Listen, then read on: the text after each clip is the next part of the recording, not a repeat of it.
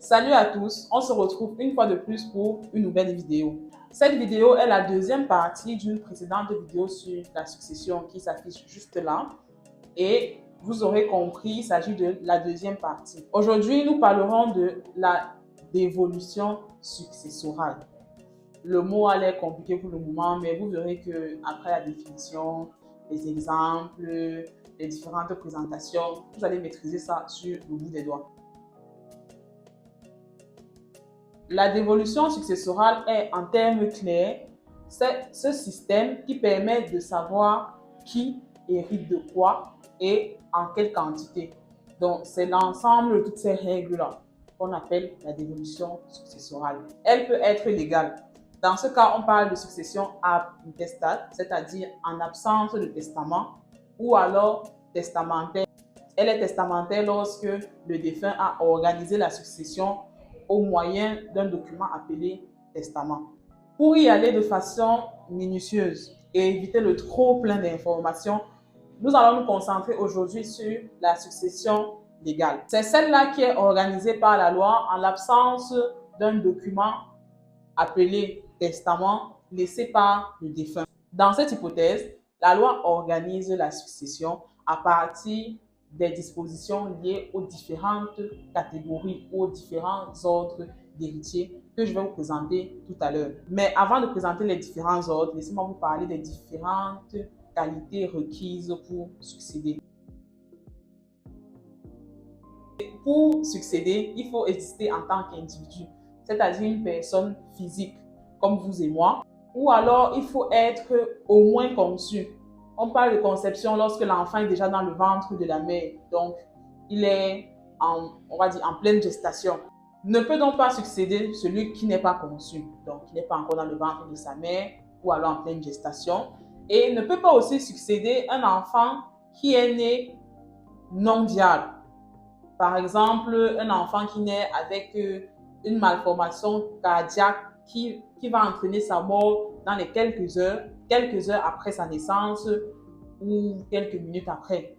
Là, il n'est pas né viable, ou alors tout autre manquement physiologique de l'enfant qui va fatalement entraîner sa mort. Il y a indignité successorale lorsque l'un des potentiels héritiers a commis un tort grave contre le défunt ou alors contre la mémoire du défunt. Parmi ces torts, nous comptons l'homicide ou la tentative d'homicide volontaire. J'insiste sur le caractère volontaire de la chose, tout simplement parce que un homicide commis par imprudence ne sera pas considéré comme un homicide volontaire et alors ne sera pas considéré comme un tort grave qui entraînera votre indignité pour la succession. Autre tort grave, les accusations calomnieuses. Il faudrait que l'héritier frappé d'indignité soit condamné pour accusation calomnieuse pouvant entraîner une peine capitale ou alors vulgairement une peine de mort. Autre tort, la non-dénonciation du meurtre du dépouillement.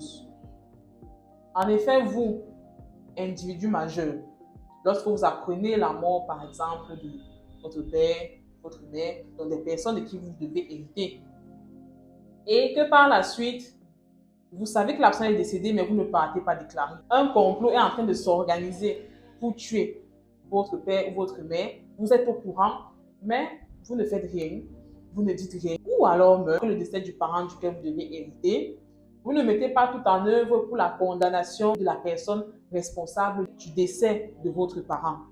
Dans ce cas, on dira que vous êtes frappé d'indignité successorale simplement parce que vous avez agi contre la mémoire du défunt en ne mettant pas tout en œuvre. Et vous aurez agi contre le défunt en ne dénonçant pas le complot qui était organisé. Mais il est possible d'échapper à l'indignité successorale. Et pour savoir comment, vous allez me prouver que vous regardez la vidéo et vous allez poser en commentaire la question que je vous révèle comment échapper à l'indignité successorale.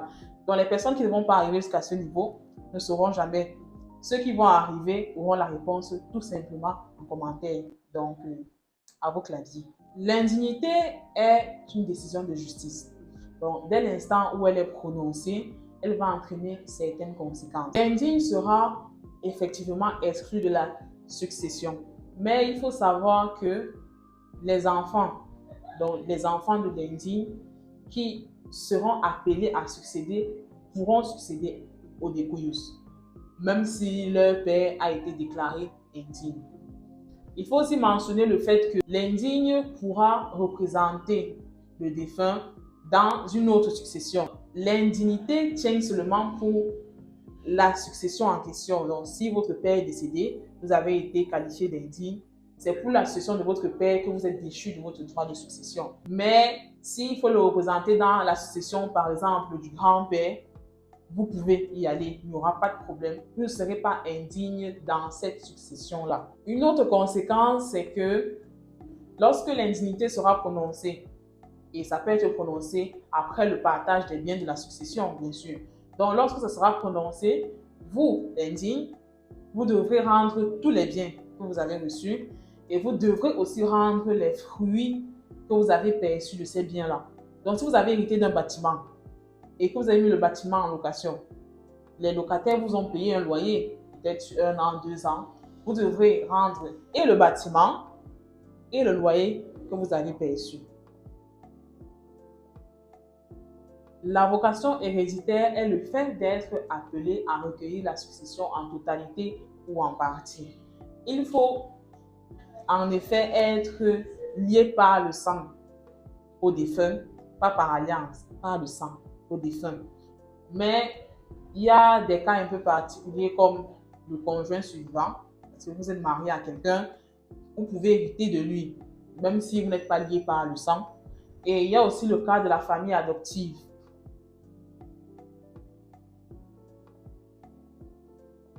Passons donc aux droits successoraux des héritiers. Pour déterminer les différents droits de chacun des héritiers, il y a certains principes qui sont des directives en fait. D'abord, la classification par ordre et par degré.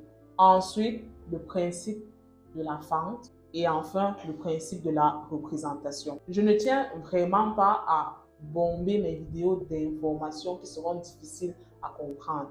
Donc, on a cité là 3 principes. Je vais présenter dans cette vidéo un seul principe et les 2 autres seront présentés dans une prochaine vidéo. On va commencer par la classification des héritiers par ordre et en degré. Les différents ordres de succession que je vais vous présenter sont classés par préférence. On va commencer par l'ordre des descendants. Les descendants, ce sont les personnes qui tiennent de vous. On a les enfants, les petits-enfants. Après l'ordre des descendants, on a l'ordre des privilégiés qui regroupe les ascendants privilégiés qui sont le père et la mère. Ensuite, les collatéraux privilégiés, frères, sœurs, cousins et cousines. Après l'ordre des privilégiés, nous avons l'ordre d'ascendants ordinaires, dans lequel on retrouve les grands-parents, les arrière-grands-parents. Nous avons ensuite l'ordre des collatéraux ordinaires, oncles, tantes, nièces et neveux. Voici alors classés par préférence les 4 ordres d'héritiers par le sang. La vocation héréditaire du conjoint survivant vous intéresse énormément, mais elle est assez complexe et elle sera présentée à part. Vous vous souvenez tout à l'heure, je vous ai dit qu'on succède en ordre et par degré. Les ordres, ce sont les différentes catégories que je viens de présenter, les descendants étant les premiers dans l'ordre de succession. Le degré, quant à lui, joue dans chaque ordre.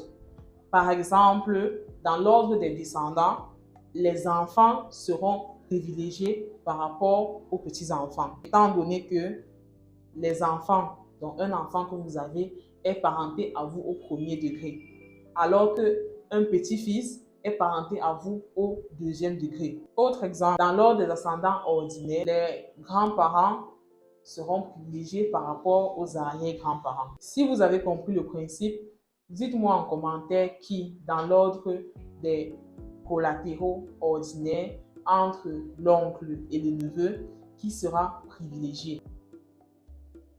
C'est tout pour aujourd'hui, les amis.